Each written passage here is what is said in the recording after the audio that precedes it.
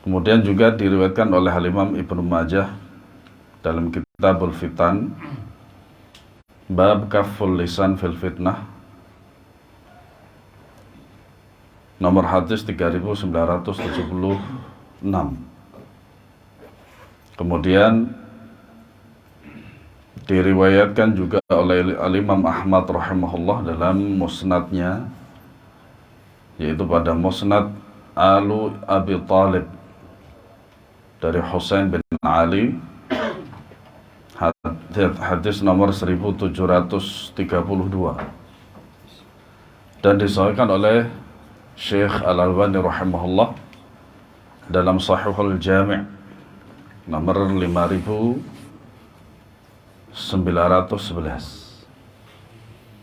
Nah, ini adalah takhrij daripada hadis ini, ya, takhrij daripada hadis. Dan saya memang sengaja untuk mencari takhrijnya, syukran, supaya kita lebih tenang dalam menerima periwayatan hadis ini dan bagaimana pendapat para ulama tentang hadis ini. Yang tentu saja kita akan mendapati perbedaan pendapat, vonis para ulama terhadap hadis ini, insya Allah akan kita baca.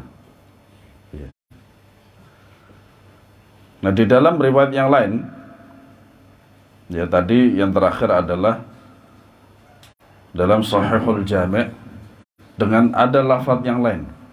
Kalau di sini lafaznya min husni islamil mar'i tarkuhu ma la ya'nihi. Dalam Sahihul Jami' terdapat satu perbedaan dalam redaksi hadis. Inna min husni islamil mar'i qillatul kalam. Ya, qillatul kalam fi ma la ya'nihi. Nah, itu dalam Sahihul Jami', ya, nomor 5911 yang diriwayatkan oleh Syekh Albani, disahihkan oleh Syekh Albani. Ya.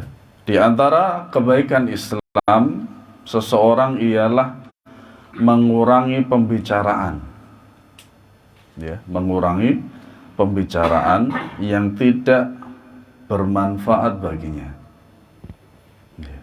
Nah, ini juga terdapat dalam hadis yang lain yang sudah kita hafal, man kana yu'minu billahi wal yawmil akhir falyaqul khairan aw liyasmut. Ya, makanya kalau kita tarik, ya, garis lurus, maka banyak hadis itu yang saling bersambung, ya, banyak hadis yang saling bersambung, dan inilah namanya ilmu, ya. Kalau kita tidak mendapatkan ilmu di satu tempat, maka kita akan mendapatkan ilmu di tempat yang lain. Contoh Al-Imam Al-Bukhari juga. Al-Imam Al-Bukhari, jikalau dalam satu hadis itu memuat beberapa masalah, maka beliau akan menyebutkan hadis ini berkali-kali. Ya, akan menyebutkan hadis ini berkali-kali di dalam kitab Sahih beliau.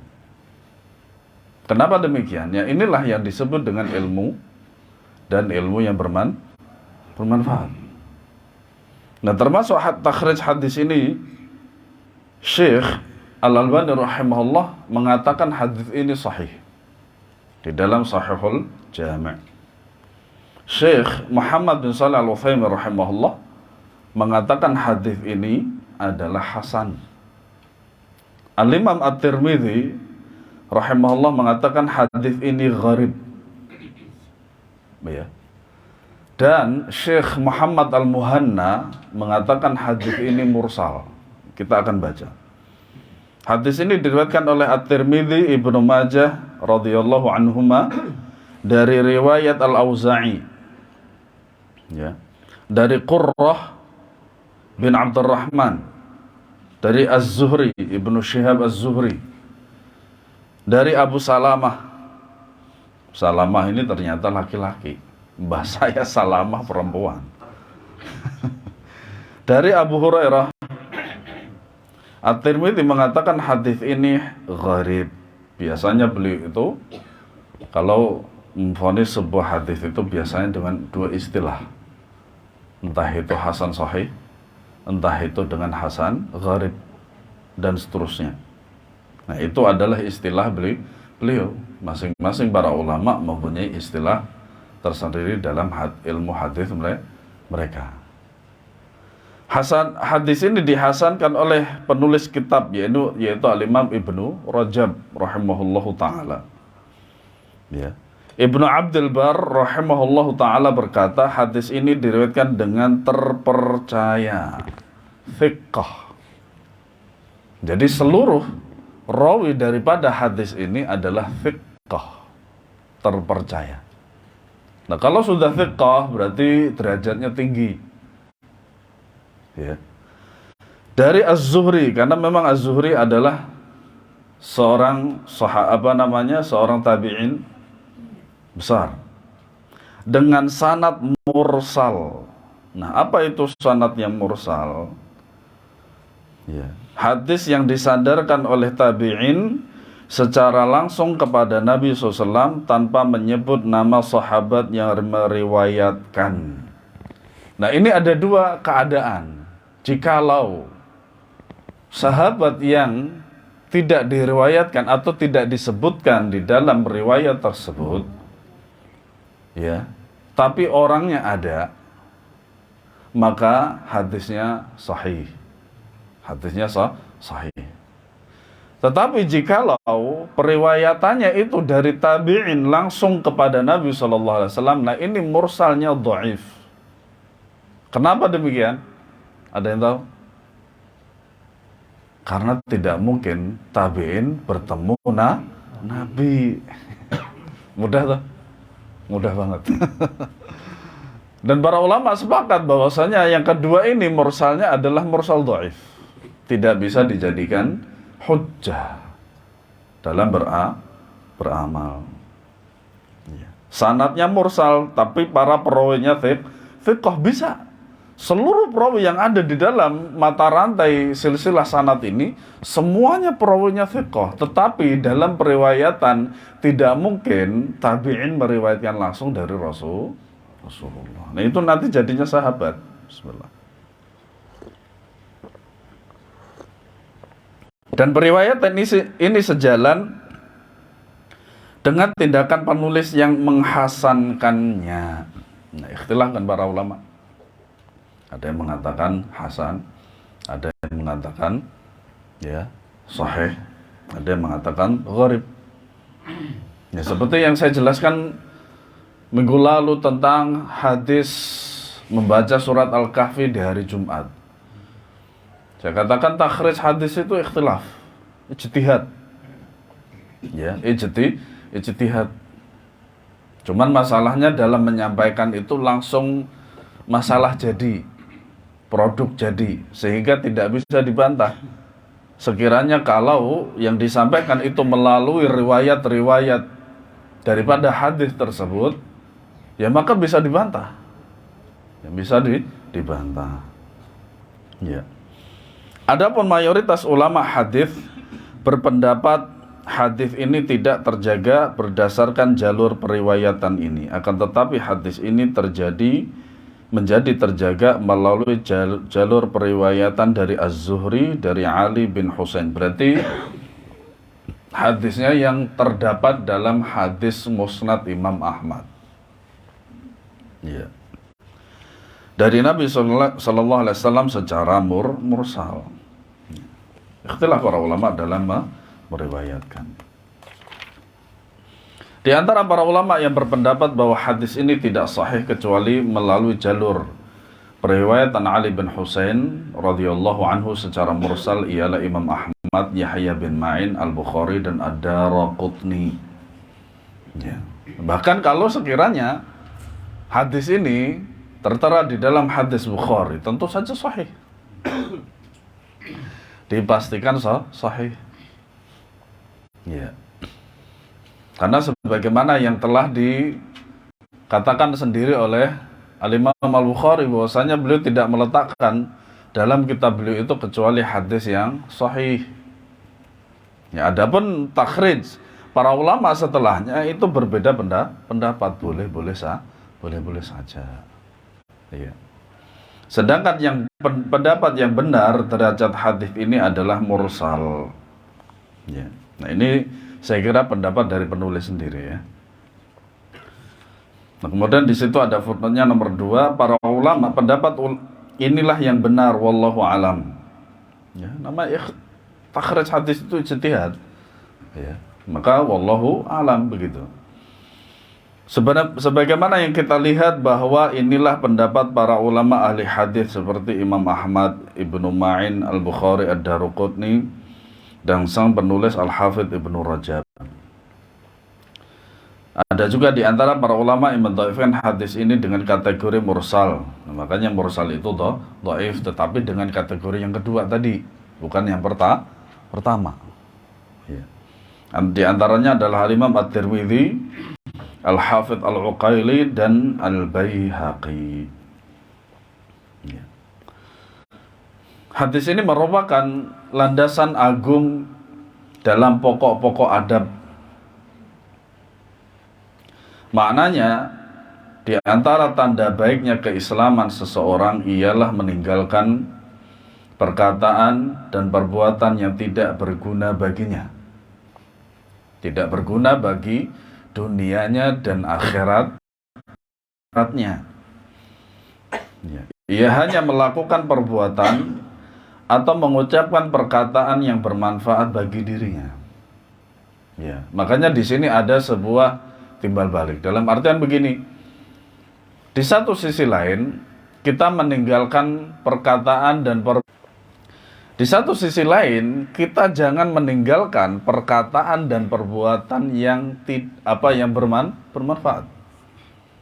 Nah, apa-apa yang sudah kita ketahui dari perkataan dan perbuatan yang bermanfaat kita lakukan. Begitu juga dengan sebaliknya, apa-apa yang sudah kita ketahui dari perkataan dan perbuatan yang tidak mendatangkan manfaat kita tinggalkan. Mudah sebenarnya, karena memang hadis ini sangat mudah sekali. Dilihat dari segi artinya saja sudah cukup. Ya. Maksud ungkapan bermanfaat baginya ialah perhatiannya fokus pada hal itu dan menjadikannya tujuan dan prioritasnya. Itu maksud daripada bermanfaat. Kata al-inayah artinya memberikan perhatian yang besar terhadap suatu perkara. Jika dikatakan dalam bahasa Arab anahu, maka artinya seseorang memperhatikan dan menginginkan sesuatu. Makanya segala sesuatu, istilah-istilah dalam agama itu, maka biasanya dikembalikan pertama kepada pengertian secara bahasa, kemudian adalah sesuatu yang dibenci. Ya. Nah, ini biasanya hukum yang diambil oleh sebagian para kiai, para ustadz untuk membolehkan daripada rokok. Ya, hukumnya kebencian, lebih mudah malah. Artinya begitu. Iya. Makanya makruh ini adalah sinonim daripada haram. Ya, itu adalah istilah mutaqaddiman, ulama terdahulu. Serta perbuatan mubah yang berlebihan. Bahkan mubah pun yang berlebihan tidak boleh. Makan sekali duduk seharusnya perut itu cukup untuk 1 piring, makannya 5 piring. Ya, kecuali kalau memang dia suka makan banyak. Jangan kira walaupun badan saya gemuk ini sukanya makan banyak, enggak. 1 piring itu cukup. Nah, saya teringat dengan, mungkin kalau antum ingat tahun 90-an, ada namanya TV Champion. Tahu? TV Champion ini adalah TV yang menyelenggarakan lomba makan, tapi di Jepang. Itu ada beberapa orang, sekitar 10 orang atau 5 orang, itu melalui seleksi di situ. Dan itu makan banyak dan cepat, TV Champion itu. Nah, kalau mungkin di antara salah satu pembandingnya itu adalah Benteng Takeshi. Benteng Takeshi itu kan pesertanya banyak banget kan itu. Nah, TV Champion ini khusus untuk makan saja. Jadi dalam seminggu sekali itu, kalau 2 kali saya lupa itu jadwalnya, itu pasti menampilkan acara seperti ini secara live. Dan itu cuma satu, makan. Cuma satu, yaitu makan. Banyak sekali. Makanya ada sebagian orang-orang Jepang itu yang makannya tetap banyak. Ya. Mungkin bagi kita itu, kita 1 piring, dia 10 piring baru kenyang. Di Indonesia juga ada. Di Indonesia juga ada. Subscribernya sudah sampai 17 juta lebih. Nah, saya pernah lihat dia itu sarapan 10 bungkus nasi Padang. Nah, itu yang melihat sekarang sekitar 37 juta orang yang melihat. Subhanallah. Dalam pikiran saya, ini hanya sekedar melihat orang makan.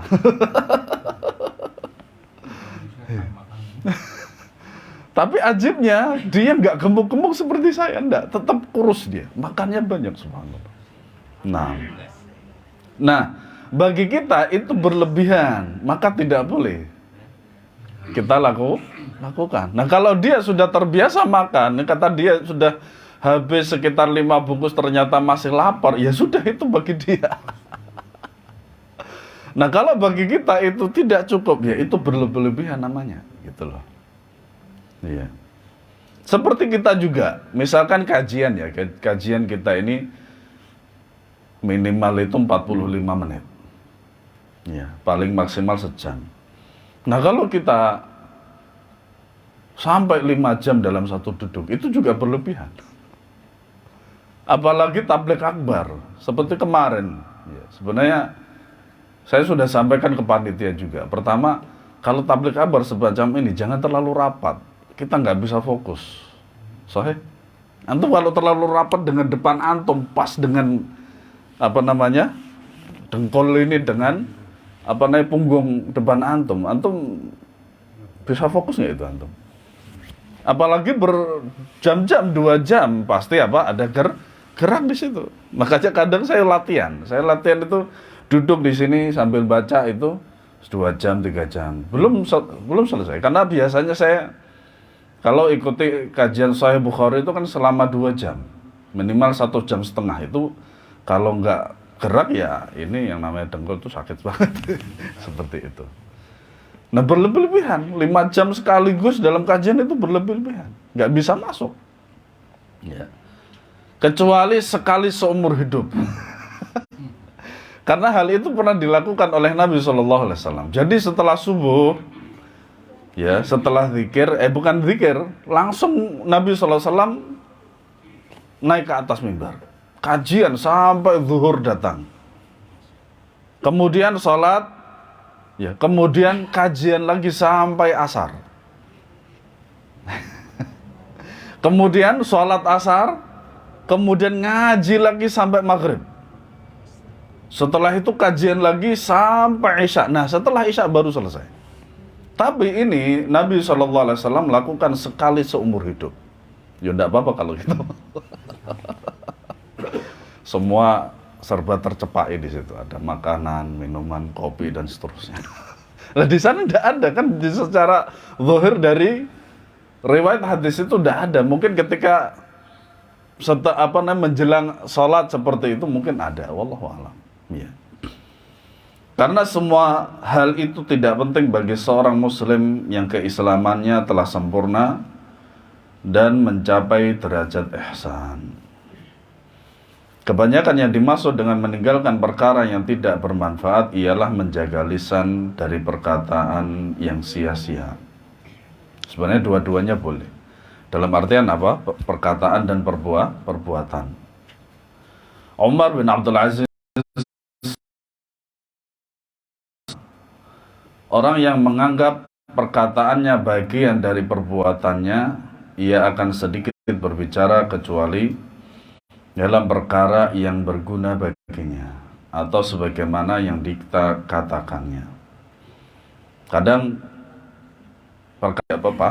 Pajak, subhanallah. Makanya Nabi SAW bersabda, ya, pemungut pajak itu tidak masuk surga. Ya. Makanya disitulah para jamaah sekalian, harta itu fitnah kalau kita tidak bisa memegangnya. Ya, terlebih lagi itu adalah bagian dari hal yang pemerintah itu betul-betul mengawasi. Ya. Maka ya seperti yang kita ketahui bahwasanya kenapa kadang dalam bansos itu, ya, bantuan sosial dimanapun berada, entah itu dari pemerintah atau dari swasta, kenapa harus ada seperti video, foto dan lain sebagainya? Itu bukan masalah karena tidak ikhlas dan ikhlas, enggak, tetapi apa? Laporan, itu aja. Itu apa, bantuan tersebut betul-betul sampai kepada yang berhak atau tidak gitu loh. Ya. Makanya kadang saking gak enaknya orang yang mau ngambil video atau foto itu minta maaf. Maaf ya Bapak, sekedar untuk laporan saja. Ya. Nah, seperti itu. Ya. Nah, tidak serta-merta apa yang dilihatkan dari sebuah foto dan video itu menandakan ketidakikhlasan seseorang, tidak. Ya, tidak. Allah Subhanahu wa taala menafikan kebaikan dari kebanyakan pembicaraan manusia secara rahasia di antara mereka. Allah Subhanahu wa taala berfirman, la khaira fi katsirin min najwahum illa man amara bi shadaqatin aw ma'rufin aw islahin bainan nas. Tidak ada kebaikan pada kebanyakan pembicaraan rahasia mereka, kecuali pembicaraan orang yang menyuruh manusia memberi sedekah atau berbuat ma'ruf atau mengadakan perdamaian di antara manusia. Surat Al-Nisa ayat 114. Umar bin Qais bin Mala'i rahimahullah ta'ala berkata, seseorang lewat di hadapan Luqman dan orang-orang berada di sekitarnya. Lalu ia bertanya, bukankah engkau dari Bani Fulan? Luqman menjawab, benar. Ia bertanya lagi, engkau yang dulu sering mengembala di bukit ini dan itu? Luqman menjawab, benar. Ia bertanya, lalu apa yang membuatmu dapat mencapai kedudukan seperti ini? Luqman menjawab, berkata jujur dan banyak diam terhadap perkara yang tidak berguna bagiku. Nah, ini merupakan bentuk pengamalan daripada hadis ini. Min husni islamil mar'i tarkuhu ma la ya'ni. Apapun yang tidak berguna bagi kita, tentu saja sebenarnya tidak bergunanya dari perkataan dan perbuatan itu, ya, dikembalikan pada sudut syar'i dan urf, kebiasaan. Ya, kebiasaan. Nah, hadis ini para jamaah sekalian tidak bisa dipukul rata kepada seluruh kaum muslimin. Tidak bisa. Para jamaah sekalian, kadang sebagian besar kaum muslimin Indonesia itu tidak betah berbicara lama-lama, apalagi sampai malam. Kecuali orang-orang yang jagongan dan seterusnya, nongkrong dan seterusnya. Berbeda dengan orang-orang Arab. Ya, orang-orang Arab itu kuat dalam berbicara. Ya, makanya di TV-TV nasional itu dalam suatu majelis. Jadi majelisnya misalnya satu musola kita ini, tapi yang duduk itu ya yang bersandar gitu. Jadi tengah itu kosong melompong. Paling cuman minuman seperti air putih, kemudian jahe, kemudian kopi, teh, dan seterusnya. Makanya mereka